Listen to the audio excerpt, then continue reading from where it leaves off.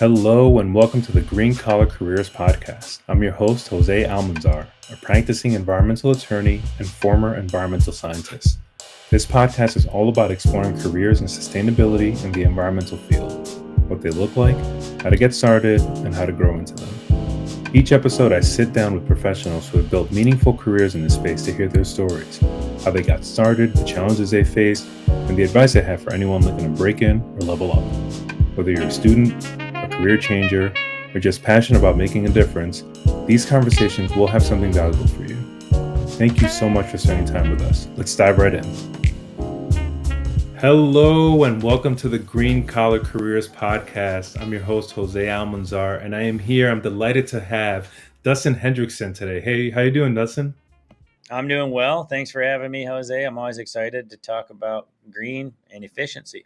Yeah. So first, we got to get this out of the way. Where are you coming? Where are you joining us from? This beautiful background here is Naples, Florida, one of the most beautiful places on earth from December to April. And then what happens after April? Go ahead. It gets hot and mosquito-y and smuggy and sweaty and super hot. It gets really hot and muggy, although the traffic goes away. So the energy kind of dies down, I guess. So for those of you listening, just on audio, you can't see this, but Dustin's wearing a Minnesota Twins hat. So I'm assuming that he's either a transplant from Minnesota down to Florida, or he's got multiple locations where he's just choosing to spend his winters down south. So what's the Twins hat about, Dustin? The Twins are my favorite team in sports in general. I love all sports, but they're the one team that I picked. We're very close. I'm on eastern South Dakota, so I'm only like 20 minutes from the Minnesota border. And I was raised during the 87 through 91 Kirby Puckett, Kent Herbeck Twins. So I still like the Twins. And they have a cool logo. And they do spring training right here in Fort Myers. So all that. Oh, did you go to any spring training games? Yeah, I went to one. Very cool against the Phillies. They were. Did you play ball growing up? Yeah, until I was like 13 or 14, when all of a sudden the pitches went from you could hit them and see them to felt like you're facing major leaguers. It was like a 1-year transition. Yeah, something around. So I have an almost 12-year-old, and he's a big kid, and I'm noticing. And I'm a big dude, Dustin. I'm 6 feet tall. I carry a big frame, and I lift heavy weights. And this kid, my son, he's getting close to being able to pin me when we wrestle sometimes. And so I think you're right. Something happens around 12, 13 where, the testosterone and the puberty really starts kicking in. So I'm not surprised by you all of a sudden facing college level like pitching. Yeah, well, that makes sense because I was a late bloomer and my talent didn't go up like the rest of those guys. What position did you play? I played some shortstop, a little bit of pitcher, and some outfield. Okay, yeah, multiverse. And then did you continue playing? Obviously you stopped playing and you didn't play high school ball, but do you still play anything that resembles baseball? Softball, anything like that? I love basketball. So basketball's my sport, but I'm getting to be so old that it's a dangerous sport to play when you're older. Once you hit 40. I never pretended to be a great basketball player, but I had like a Dennis Rodman situation going on where I could box out really well and get rebounds and always dish to the guys that could shoot. Yeah. So a few years ago, like you, I turned 40 and I had to slow down because I was getting these little nagging injuries that would last like a week to get better. And I just said, hey, what am I doing here? Like, yeah. So tell me about your career trajectory. You're at Mailbox Money, Real Estate, and Private Equity. Yeah. What is that? What do you do? What does Mailbox do? How did this come to be? Give us a rundown. So primarily now I design affordable or workforce housing because we're trying to solve the affordable housing crisis. That's kind of been my mission for a long time, but I didn't know it, and I've just recently honed in on that mission, vision, purpose of I'm going to solve the affordable housing crisis. And so we develop extremely efficient apartment homes in very safe neighborhoods. We cut out almost all the amenities. We focus on core amenities that give high ROI, and then we design really attractive buildings But yeah, really nice neighborhoods where there's income growth, there's different things, and these most of these areas have a huge problem with affordable housing. There's nowhere for the workforce to go. And what are some flavors of types of neighborhoods or states or pockets that you guys are targeting? So we are in the upper Midwest now, and we're in Sioux Falls, eastern South Dakota primarily, but we're radiating outward towards Columbus. So Rochester, Minnesota, where the Mayo Clinic is, Des Moines, Iowa, and we focus more on tertiary markets. Columbus would be one of the biggest. Kansas City would be another one of the biggest, but we don't go into those towns. We kind of stay in the suburbs. We like to be close to the urban core, but in the suburbs where the infrastructure is brand new. You got new parks, nice schools, all that stuff. So that's kind of where we focus. And what we found is when we go into the nicest neighborhoods, we're by far the cheapest option, Mm-hmm. unless you have government rate like Section 8. We're not Section 8 and we're not federally funded because they put so many rules on you that there's so many people that make too much money for that but can't afford anything else. So we're kind of that tweener. We're that in-betweener from expensive A class to actually big A affordable. So we're little A affordable, market rate affordable. We just build it as cheap as we possibly can, but it's still nice. Like we still put in some gingerbread. We put in quartz countertops, floor to ceiling windows. So they're attractive. They're desirable. So the people that live there don't necessarily want to move out. They might need more space. They might need a bigger unit. They might want a attached garage. So then they can move into one of our houses, figure out their future and then set themselves up to make the next step. Because we also focus on wellness design and reduce stress living, different things like that, so they can get their life in order. Well, it's a holistic approach to people's homes and their environments, because just focusing on the corners of the property boundaries, um, you're ignoring kind of the big part of people's lives, which is the immediate environment and communities where they're at. So I commend you for taking that holistic approach, which a lot of developers I think are starting to get on that as a trend. Yeah. But certainly it takes a little more effort and a little more homework to do it right. Yeah. In terms of the types of build, are you doing single family homes, No. duplex, kind of, or So multifamily? when we first started, we started in duplexes, single family, and small row house type apartments. But as the years progressed, they just got more and more and more expensive. I mean, when we build a unit, it's 2 to 3 times what it used to be 20 years ago, and Hmm. so wages have not risen near as much. And so what we're doing is we're focusing on how can we make these as efficient as possible and how can we cut everything out of them that doesn't provide value to the renter. And now the renter has a choice. Hey, I can go here and spend this much money, or I can go down the street and spend twice as much money. Do I want to stay here and save up for a house? Because a starter home is pretty much out of the picture for most people. Like 20 years ago when I used to do it, everyone got out of college, they had a job for a year or two and go buy a starter home. That's not really obtainable anymore. You're going to be in your 30s.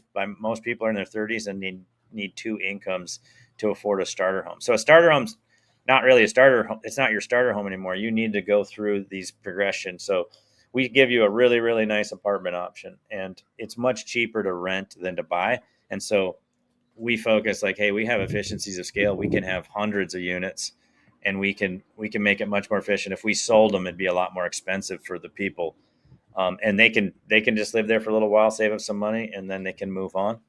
And So you that's and kind you of the whole thought process behind it. in your business model, it's purely rental, or do you allow for renters to have the option to buy? No, the codes are so different that it's only rental. It's rental only. Understood. And so you had mentioned efficiency, and that could be taken in so many different ways. What are some of the things that you guys are doing to build in efficiencies and make your apartments, as affordable as possible, but also high quality? Um, so we focus on the interiors of the units themselves. The exterior very attractive, so you have some pride of ownership. We remove things like garages. So freestanding detached garages or underground parking, we've learned is people will not pay the actual cost of that. So we need a certain amount per month to pay for those things. And we found that people will, they will not take, if it's not included in their rent and all wrapped up together, they will not take it. And if you could remove the garage and remove it from their rent, they would always, or not always, they would for the most part take that option. There's a few people that would take a garage, but we're finding it's less and less all the time. Maybe the cars are nicer. So just that part, all surface parking, huge cost benefit to us because we don't need the massive concrete structures. And then it's also codes. Like if you park underneath the building, the codes go way up because of fire safety and all kinds of things. We still have fire safety, but the codes are different. So you can put in a lesser cost product. We don't do any dog parks or any pools or any hot tubs. We've done them before and we find that they are really not used much. And if you say it's going to cost this much for the pool, would you sign up for it? They say no. We eliminate the gyms and we partner with a gym across the street.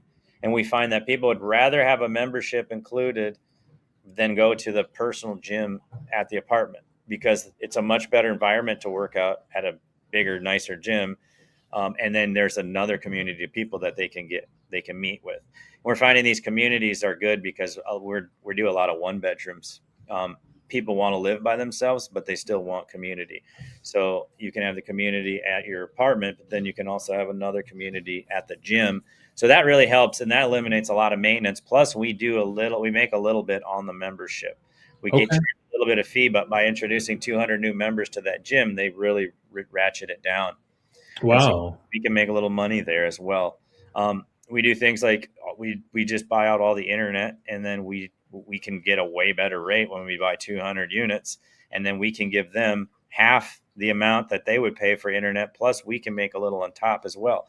So each little thing, and then by making a little bit here and there, we can also reduce the rents as well. So That's really, that you're really going above and beyond kind of what traditional developers do, which is, most developers, the model is you build the infrastructure, you build the house, and then everything else is up to the lessee to figure out.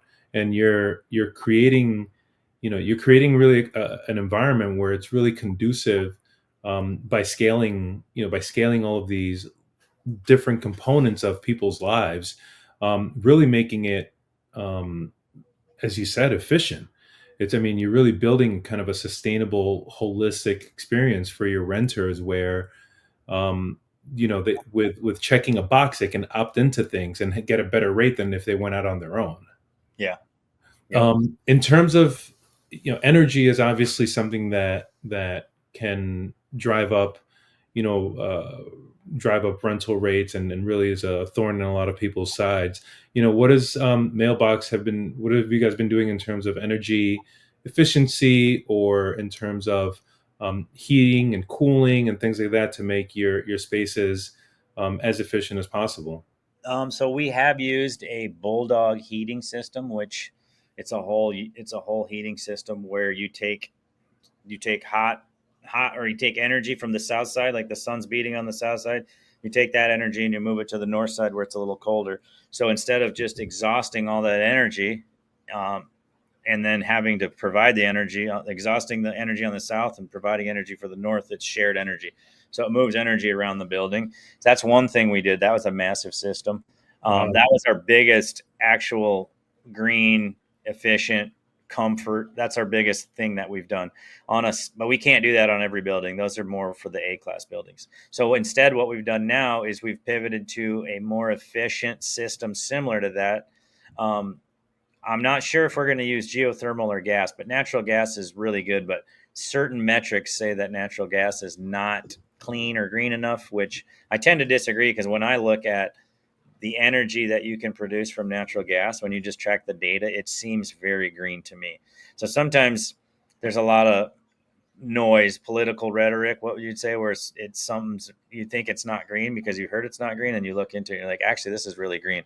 So we're probably going to use a natural gas system, and then we also do. We're going to start implementing foam, wrapping foam around the outside of the building. So I've done a passive house. We were the first certified passive house in the state of South Dakota. We built that through the South Dakota State University. We were the general contractor on that. I learned quite a bit from that process, and that thing was completely overbuilt. It would never pay itself back. It was more of a research product, but we use very similar tenements. So we're going to start sealing our buildings a little bit more, which, because air infiltration, you lose a lot of energy efficiency through air infiltration. So we're going to start doing that. We're going to wrap with foam, and we're going to use a different heating system because the energy efficiency standards just got moved up, and we can get a $5,000 tax credit for our investors through that program.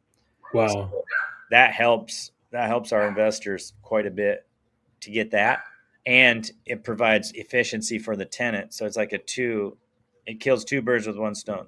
Get a nice bonus for your investor, and then your tenant has a lesser utility bill ongoing. And once they see that, they understand it, because they'll compare it with their friends, and they'll be like, wow, our bill's only $50, yours is $150, and that goes in their pocket. So that's one thing we do. R23 fiberglass blown in insulation in the walls. We do spray foam in certain areas, and that's another thing. So spray foam has a connotation that some people think it's green, some people don't. So but it is for its purpose. We use it in certain areas where it's the best thing, and so we kind of have to take some of the evils with that. But it's very good on efficiency, but it might off gas a little bit. We use low VOC paints. We use low flow fixtures. But see, all that stuff now is actually kind of industry standard. So it used to be, when I first started in 2011, I had a company called Brookings Built Green, and that was not the case. We had to go and find that stuff, but now it's really easy. It's kind of permeated the whole industry, and so a lot of the products that you buy are just naturally green. Low flow toilets is huge. They're huge. They save us quite a bit of money. Okay. But yeah, just all kinds of different things like that. You have you mentioned Brookings Built Green. Was that your company? Yeah. Yeah. And what was the main kind of either product or service that Brookings Built was providing?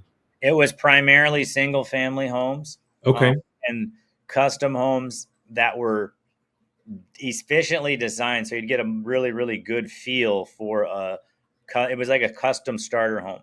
You have a starter home, and then this was like a couple notches above, or one notch above. It had some custom tenements in it, but it was also mainly focused on design. The design is what made them better. But we would implement all kinds of green things throughout those buildings as well. And what was the impetus for you making the shift from Brookings to Mailbox? What prompted you to make that shift? Scalability. Like, I can impact on custom homes and single family homes. I can impact a family a month, maybe. With Mailbox money, I can impact hundreds of families a month. So we release hundreds of units a month, or we're getting on this trajectory to do that. I think last year maybe we did 700 or 750 units. That's incredible. Next year we should be in the thousands. But we're scaling out, and our plan works. So this plan can work in any city that has growth. That's and these are are you taking existing structures and gutting them, or are you building kind of new structures? Brand new, ground up. A lot of what we do is in the design, and you can't redesign an old structure. Mm-hmm. We have done a lot of that where we fix up old structures, but there's not much impact there. You're kind of just polishing up a turd, they say. And you have a construction background, Yeah. from what I saw in your profile, and so in many ways, building with new materials, you're eliminating a lot of the kind of hazards that come with asbestos, lead. Knocking down walls and finding mold. All of a sudden, you've got a crazy mold abatement that you need to undertake, and so you're removing a lot of kind of the health and safety risks that come from investing in renovations. It's a little more work, obviously, but the way that you guys are doing it with kind of conscientious design, Yeah. It seems like you've hit on a really good and scalable model. So I commend you for the work that you guys are doing. Yeah. Thank you. I still like to do what you're talking about. It's just that it's a lot smaller. So I used to do a lot of that, restore historical buildings and you'd have to go through the process and add it all that. Now I just move kind of away from downtown, and now I just build a brand new building from scratch. We copy and paste, phased approach. It's just so much easier, and it's a scalable. The value add approach is just a one at a time. Find one, implement. You got to create a whole new plan for each project. So your childhood, you grew up in South Dakota? Yeah, I was born in Maryland until I was 5. Moved to South Dakota because my dad wanted to go to college at South Dakota State, and it was one of the cheapest options available. So that's where we went. That was in the late '80s, late '80s, yeah, late '80s. And then I moved from there to Sioux Falls. I was raised in Sioux Falls, which is just an hour south. And In then terms of your childhood, if you can recall, what was that like? Were you? I mean, South Dakota. I haven't had the privilege yet of visiting the Dakotas, but I'm imagining that you were outdoors a lot of the time as a kid. yeah, it was very Americana. When they say that we used to drink from garden hoses, uh, just drink the water from garden hoses. Oh, these dogs are barking. It's all right. Anyway, we would drink from garden hoses. We'd be out till the sun went down, and even later sometimes. We didn't have phones, so you'd have to get a hold of us. I don't know how my parents got a hold of us, honestly, but we were outside all the time. We learned to snowboard. We played baseball. We rode motorcycles. There's not much traffic, so you didn't really have to worry about. You just didn't have to worry about your kids as much, or maybe Yeah. that's the generation.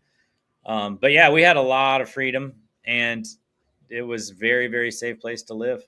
Did you, do you attribute some of your, I'll call it just green inclinations and kind of your conscientiousness and intentionality with what you do in your business? Do you attribute some of that to your childhood and kind of your direct connection with nature that you had as a kid? I don't know. I mean, maybe I'm not self-aware enough to actually. That's a great question, man. No one's ever asked me that. But I love the outdoors. Like I would sit out here and work if I can, I'm out here working. Um, I like to be outside a lot. So probably I never really liked littering as a kid either. But I don't know why it did. I think I like to embrace new things, and I saw the green wave as kind of a new thing, and I wanted to get on the forefront of it. But yeah, I am all for nature.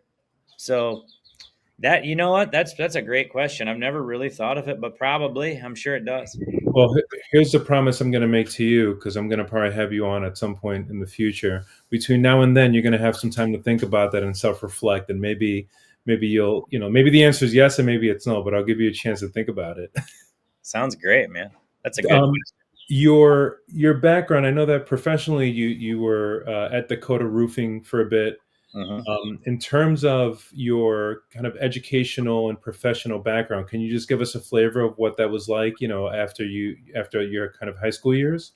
Yeah, so high school, did not really like school that much. I was kind of a little bit rebellious, but it was easy for me. It was very easy for me actually. Um, Chemistry is about the only subject where I didn't really understand it, but I could still get B's. Yeah, So I, you're crushing it with bees, man. yeah, I went to college, and chemistry was still the hardest. All my brothers and my uncles. Actually, I only have one brother. My uncles, my brother, my cousins, everyone in my family is somehow an engineer, and we do have a little bit of the autistic traits. My son is actually autistic; he's Mm. real autistic, but we still have these traits in our family. And so I just assumed I'd be an engineer. And so I went to school, and then I realized that I couldn't, there was too, like, I didn't want to be inside. I didn't want to be at a desk. This wasn't going to work for me. So after like a year and a half, I quit going to school and I didn't know what to do. So I just started construction and started working on roofs. And then I got offered a deal to come and join a business to get into roofing with him. And I said, sure, I'll be your partner. And since the guy just didn't want to work alone anymore, he was not a great business person. He was a great worker, very technical. And so he taught me how to roof. And then I just basically scaled his business. And then he got sick of it and sold it. The rest sold it to me. So I was able to get in and use the proceeds from the roofing company to buy him out anyways. And he just didn't care. He was moved on, and he was seeing that I was doing all the work anyway. So he's like, yeah, you can just have it. Just pay me this much.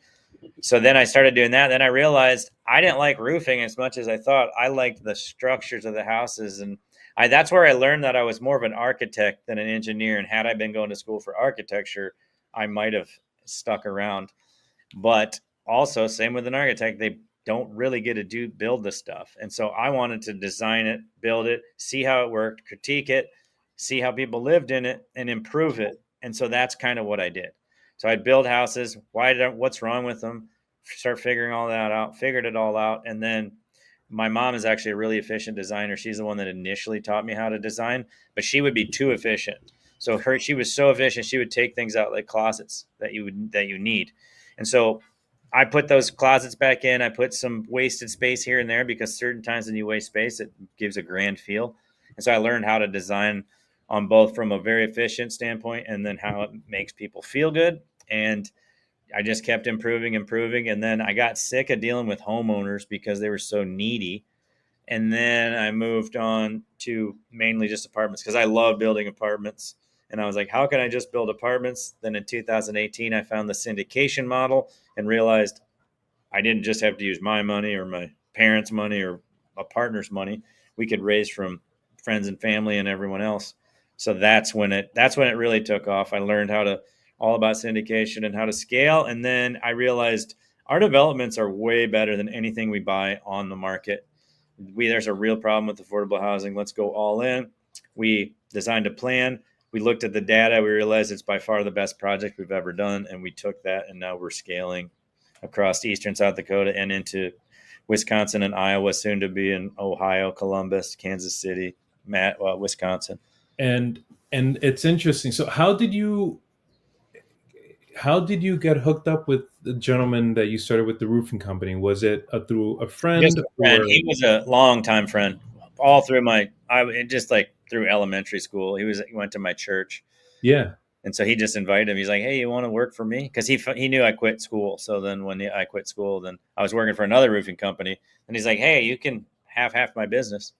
I love your kind of your journey, because in many ways it's a traditional approach, but you saw opportunities and you leaned into them, because a lot of people in your position may not have partnered up with that person. Maybe they just wanted to be a worker and not necessarily bother with the business aspect of it. But you started to notice over time that you started to become a little self-aware of what you were interested in and what you were not interested in. And I think a lot of people perhaps go through their careers not taking stock of what they enjoy and what they don't enjoy. And I think the fact that you stayed true to yourself has led you to this point. And so congrats. I mean, the fact that you guys are on pace to break four figures in terms of the volume that you guys are doing, that's no small feat.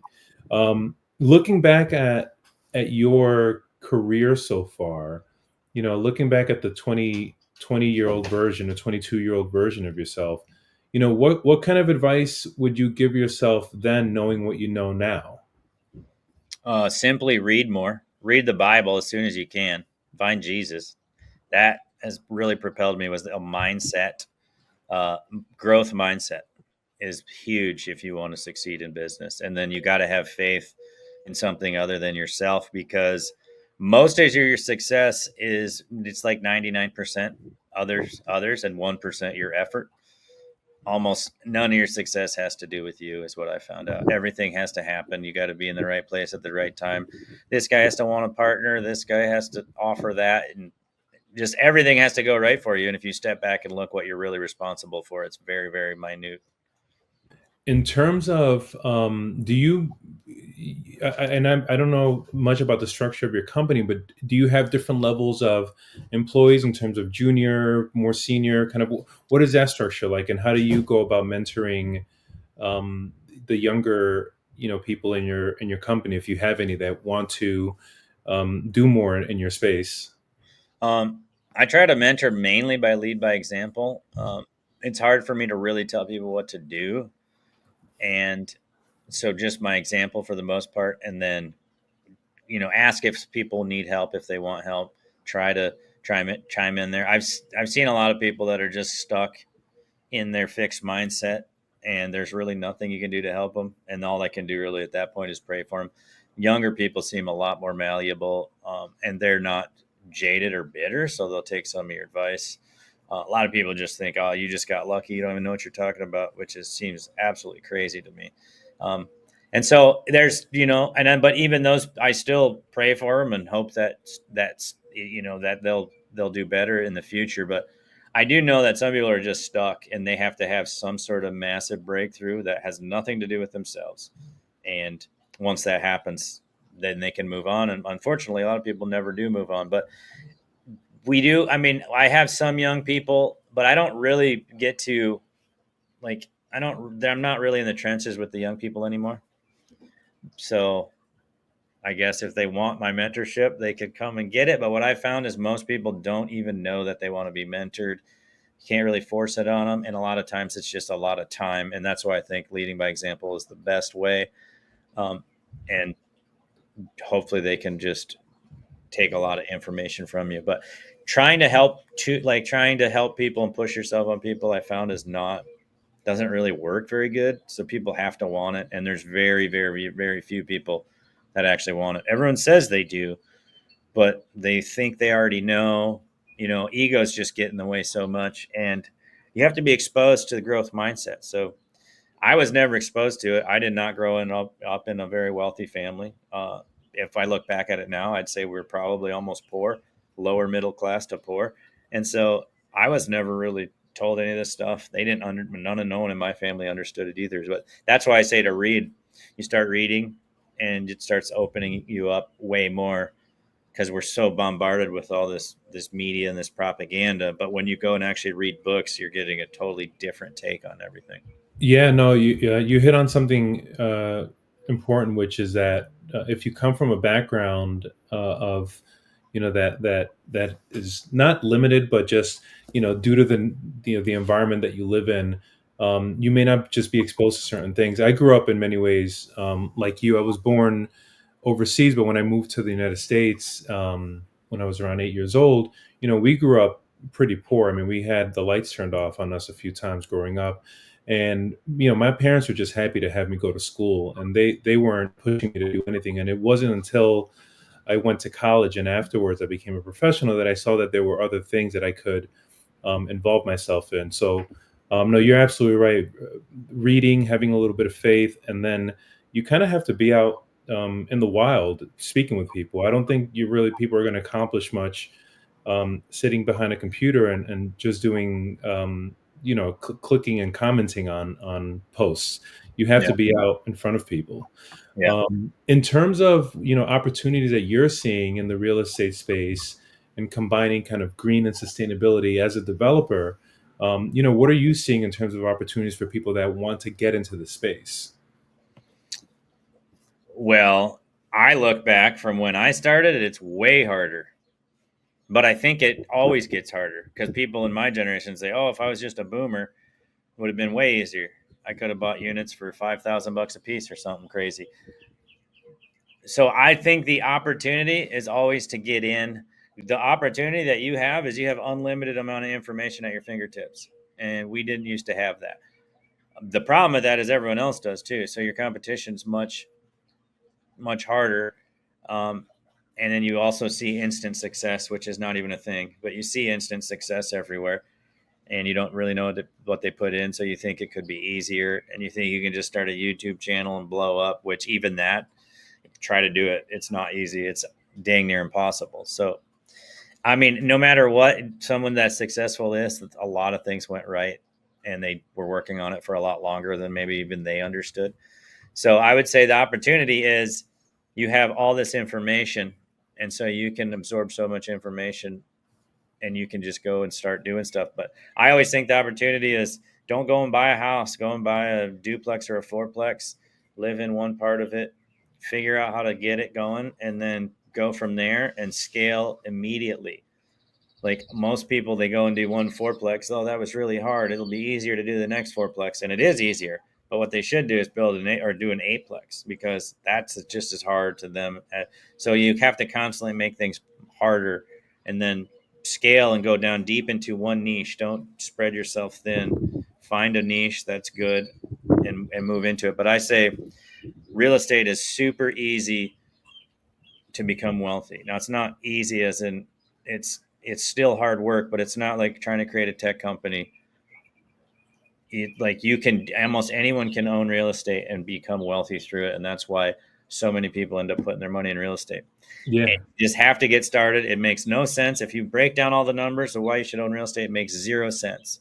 But in 10 years, you'll be like, oh, wow, that made all the sense in the world. So the math on real estate doesn't math. You have to realize you've got to look at the numbers 10 years ago and now do the numbers backwards. So now, right now, yeah, it don't make sense, but in 10 years, it's going to look like what it did 10 years ago. And then once you get in, you get the snowball rolling, and it's doable. I mean, obviously, if you hate real estate, maybe you got to do something else, but you have to be an owner of something. You got to own something. In terms of, opportunities for people who, have spent 10, 15, 20 years doing non-real estate, green real estate, and all of a sudden they perhaps want to pivot into this space. Do you have any words of advice for those people who, are a little tepid or are a little hesitant to jump in? Well, if they want to switch their career, yeah, you got to just do it and go all in. You can go work for somebody and build up knowledge that way. You can go work for another developer, try to figure it out. But you're not going to learn near as much as if you just dive in and get started. And it's going to be very painful. And it's probably going to suck the first 5 years. But if you really want to do it and you want to change careers, I highly recommend doing it, because it's like, if you're not, I think saying if you're not happy where you're at, that's not necessarily accurate, because you might not be happy building houses either. That might be hard too. So it's more like, does it fulfill you? Do you have a purpose? That's more like, if it's your purpose, if you dream about building stuff, you should probably be building stuff. Well, and the work that you're doing, yes, there's the financial component, like you mentioned. Real estate can be lucrative, but I think for what you're doing with your company is you're creating opportunities for people to live in nice spaces in nice neighborhoods at affordable prices, which is very, very difficult. I know margins are very low usually for affordable housing. And the fact that you've been able to come up with a model that, it's a win-win-win. The communities benefit, and obviously the tax base benefits in the neighborhoods. But your company's doing well, and then you're giving people a chance to perhaps move into neighborhoods that they otherwise wouldn't. So I commend you, for furthering really and creating spaces where people can feel good about where they live, and be healthy, because it's a tough balance. It's really impressive what you're doing out there.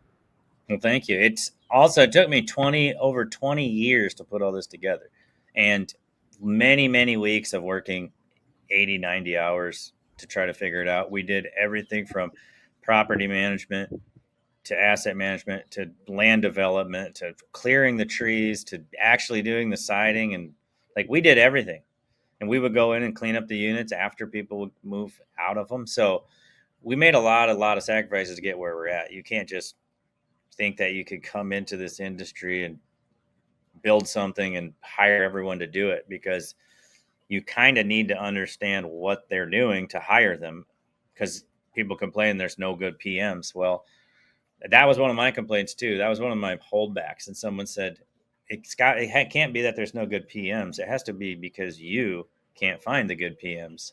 And that was like an aha moment. because they're like, look at all these buildings. These buildings are way better than anything you built, and they've got PMs running every one of them. And I was like, wow, that is some truth right there. It was pretty offensive at the, like, right off the bat, it was offensive, but it immediately helped me.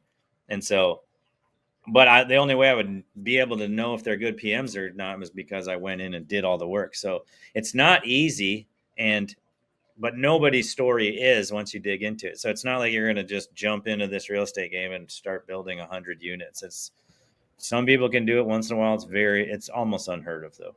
Well, to your point earlier is sometimes you just have to you have to just take action, Yeah. and you have to learn. In many ways, humans, we learn more from our mistakes than from our victories and our successes, because it's no one's going to go around and get it right the first time. And in fact, I have 3 young children, and I see how their development is, and we encourage them that it's not so much whether you get something right or do something well. It's, what have you learned from the process of falling down? What have you learned from the disappointment that you're feeling because you didn't win that race, or because you perhaps didn't get that, didn't even something as simple as playing board games. And I have 3 kids, and and board gaming is a big part of our family time, and the little one does not like losing. But the oldest one, I promise you, is not letting him win. That's awesome. There's life lessons in losing, and that sometimes the fun of it is the game itself, and the outcome. Yeah, you want to hit a home run, and yes, you want the deal to go through, and you want to get the paycheck at the end. But you really learn more from the process, and you can refine yourself as you go along. Dustin, I've kept you on here for over 40 minutes, and I really appreciate you taking the time to speak with us. Do you have any final, words of advice for people that are either looking to get into, green real estate, or just general words of advice for people out there that are looking at you as somebody that might be a model for what they're trying to accomplish in their careers? I would say there's definitely, don't focus on the cool project, because most of the cool projects don't make any money. Skyscrapers notoriously lose money constantly. And they're more of an ego. The cooler the project, the more of an ego building process it was. And so if you can switch your mindset to walk through that building and be, instead of saying, wow, this is really cool, to think, wow, they're losing money on that pillow there, they're losing money on that cool neon sign there, they're like, that is how I walk through buildings now. And I think, how can I cut all this out? Not saying that those buildings aren't necessary, but building something that's really cool or buying something that's really cool does not correlate to profits. And in fact, it's kind of the opposite. So I did have a question for you though. Yeah, go right ahead. Your process of parenting your kids, so has it gotten better as you've gone through the process? You've got 3 kids now, right? Is that what you said, 3 kids? Yep. And so now, how has your parenting process been improved over those 3 kids? I have to tell you, I have become more patient with my kids. I have, my oldest one is almost 12. I mentioned he's kind of a turning into a very strong young man, and we had the benefit of raising, my wife and I, raising him for 5 years almost uninterrupted. We were tag teaming him. Once we got the second and the third, we were outnumbered. Mm-hmm. And the resources, not so much the money, the monetary resources, but the time and energy and mental resources, we had to then spread it across. And we went through some rough times. COVID was not an easy time for us. They were, like a lot of parents, working from home and schooling kids from home.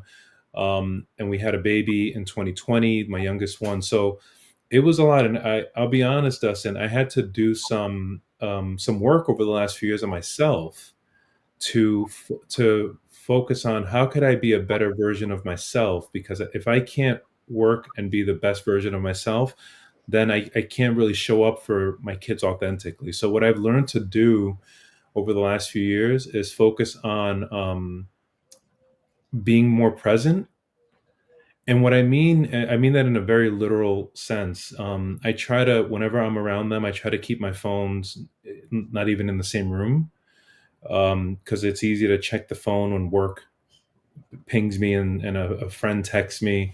And then what we've also learned to do is meet the children where they are and not try to change them into something that we want them to be, but just accept them in the stage of their life that they are. So my 4-year-old is high energy, high demanding, and things upset him very quickly, but he also loves very hard.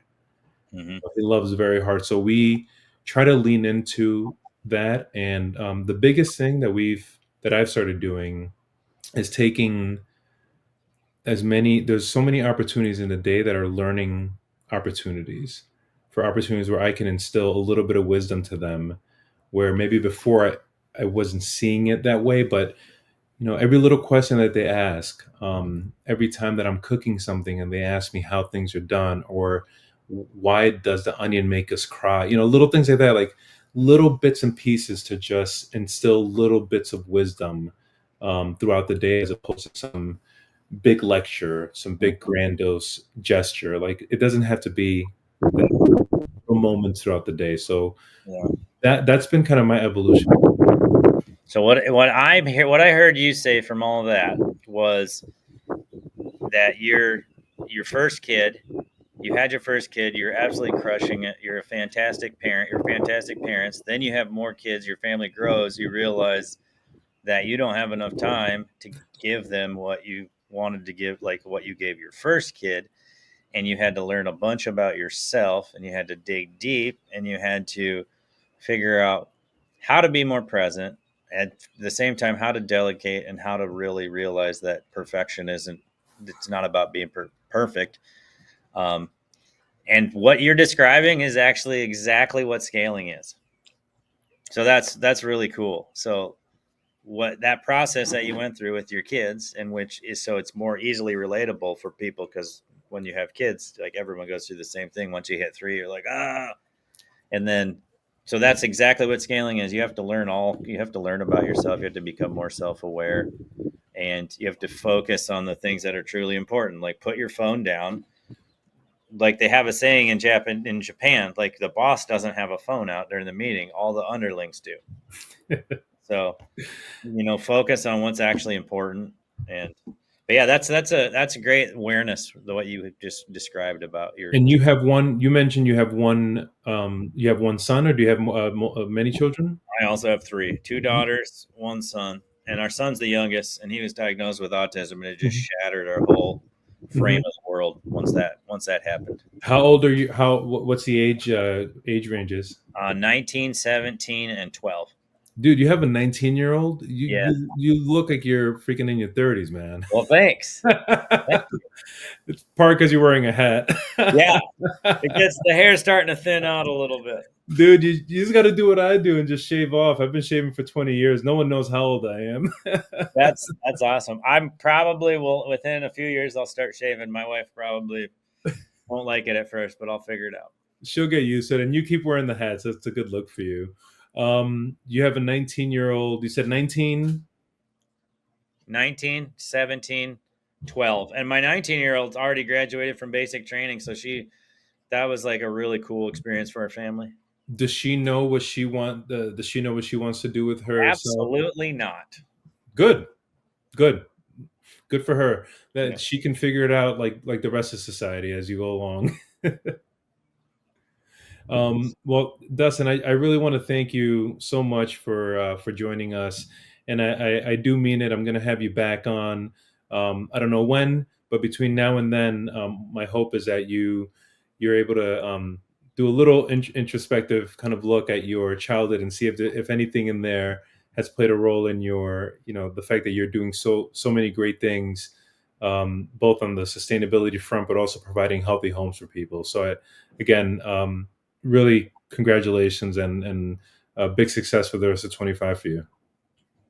Also, I have to say you are a fantastic podcast host, because you, even if I was rambling, you don't quite interrupt, but you know how to cut me off a little bit to stop rambling, and you listen really, really, really well. So you have amazing questions to steer. Like, yeah, you're very good. Oh, well, I appreciate that. And we'll go on that note. Anyone listening here, just share that little bit with them. No, Dusten, thank you so much. And, if I ever make my way down to Naples or South Dakota, I'll definitely hit you up. Sounds good. Take care, brother. Bye. Thank you so much for tuning into this episode of the Green Collar Careers Podcast. A huge thank you to our guests for sharing their time and insights with us. If you enjoyed this episode, please take a moment to like, share, and subscribe. It really helps more people discover the podcast. You can also support the show by leaving a review or sharing this episode with someone who might find it helpful. And if there's a topic or guest you'd love to hear from, please let me know. DM me, reach out, shoot me an email. Thanks again for being part of this community, and I'll see you again next time.